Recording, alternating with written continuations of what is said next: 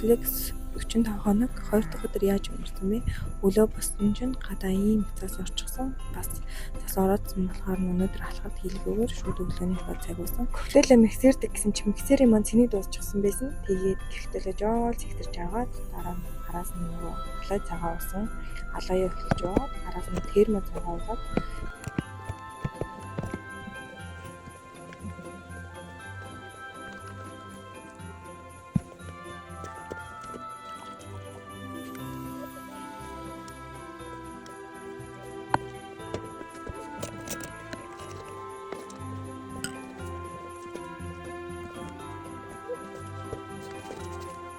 дараа нь би өдрийн туршид литр 500 цаг буюу үр дүнгийн цагаан найруулж тавьсан. Өнөөдөр алаяар баяжуулаад хоол боловсруулах эргэтэн системийг дэмжиж усны түвшингээ хөдөлгөөн дэвшлүүлэхийг зорьсон байгаа. Усны түвшин өндөр байвал буцын цалцсан хүрээ явж чин аялдад бас тодорхой хэмжээний нөлөө үзүүлдэг байгаа.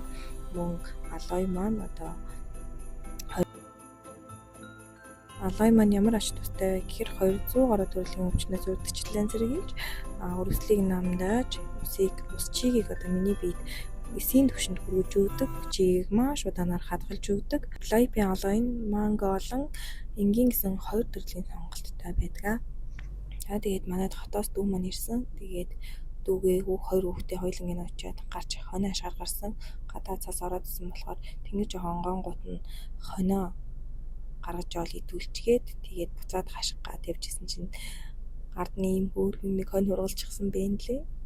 Тэгээд шинэ бүлтгэл нэмсээр л манайд үлрэрлэн солигдсон юм уу ааш. За тэгээд дараачаас нь болохоор хүрээ сахар одоо хүрнүүдээ хашаад хүр туулнуудаа сахар орсон байгаа.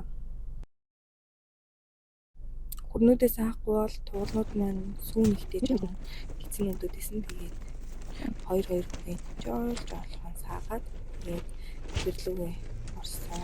Ийм бүлэгтэй болсон байна.